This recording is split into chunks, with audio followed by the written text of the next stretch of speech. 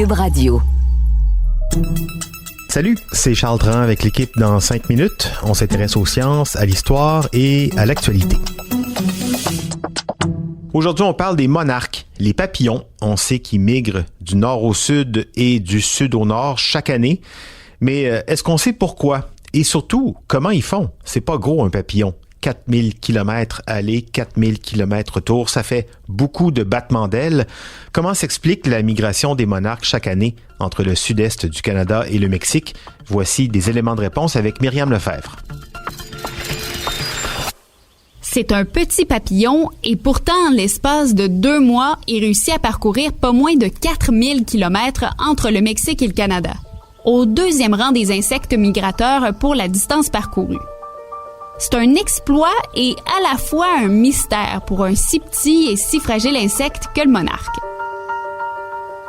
Comment arrive-t-il à parcourir toute cette distance? Mais aussi, pourquoi vient-il ici, au Québec, plutôt que de rester au chaud au Mexique? Parce qu'il faut savoir que le monarque, de son nom scientifique, le Danaus plexippus plexippus, se retrouve dans plusieurs pays. On peut l'observer aux îles Canaries, aux Açores, au Portugal, en Australie, en Nouvelle-Zélande notamment. Mais seuls les monarques d'Amérique du Nord migrent.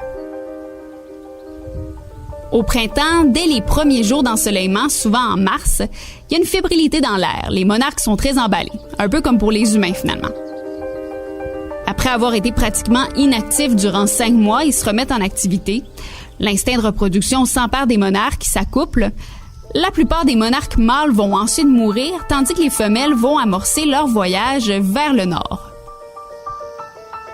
Elles vont pondre des œufs sur des pousses d'Asclépiade, qui est la plante hôte des monarques, vont mourir à leur tour et donc plusieurs générations de monarques vont succéder avant d'arriver au Canada en juin.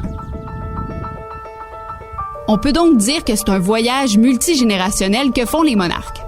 Fait intéressant, leur voyage du sud au nord se fait en plusieurs générations, alors que leur voyage du nord au sud, à l'automne, se fait d'un seul coup. Et justement, on parle de nord et de sud, mais comment font-ils pour naviguer et effectuer la même trajectoire d'une année à l'autre? C'est une question à laquelle s'intéressent de nombreux scientifiques.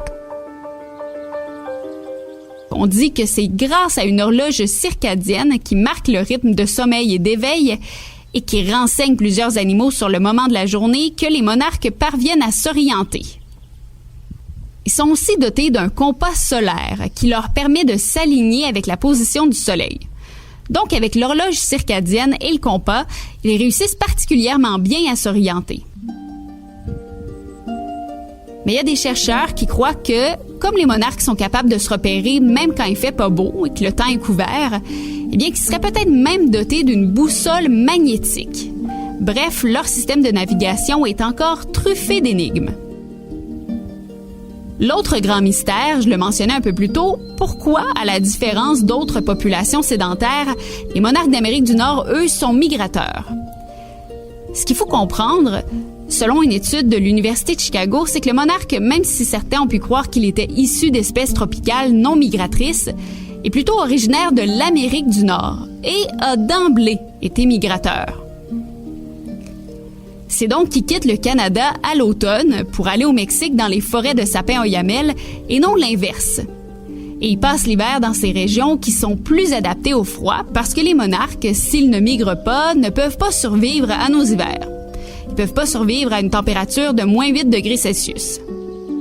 Bref, ils sont un peu comme nos snowbirds, mais choisissent les forêts du Mexique plutôt que les tout inclus de la Floride. Et ce que les chercheurs biologistes de Chicago ont observé des monarques migrateurs, c'est qu'ils ont un gène unique qui ferait toute la différence. Un gène impliqué dans la croissance et les muscles des monarques pour leur permettre de voler. Ils ont remarqué que les monarques migrateurs, grâce à ce gène, étaient donc plus forts, qu'ils consommaient moins d'oxygène, que leur métabolisme était plus adapté pour effectuer des longs trajets. Et même que chaque fois qu'un monarque perdait son comportement migratoire, on pouvait observer le changement au niveau de ce gène-là.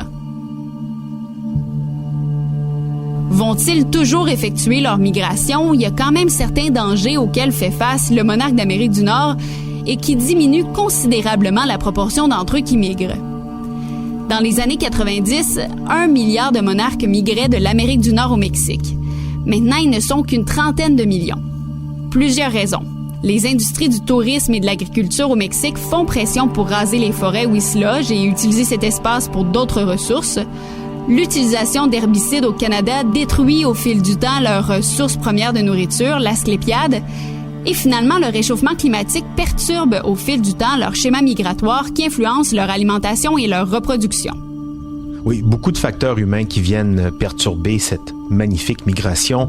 Au sud, récemment, l'assassinat d'employés de réserve naturelle de monarques, sans doute par des bûcherons illégaux qui veulent justement exploiter ces terres et ces arbres. Ici, l'asclépiade qui se fait de plus en plus rare. Ça tombe bien, l'asclépiade, ça pousse bien un peu partout chez nous d'ailleurs pour les encourager. Plantez-en si vous pouvez.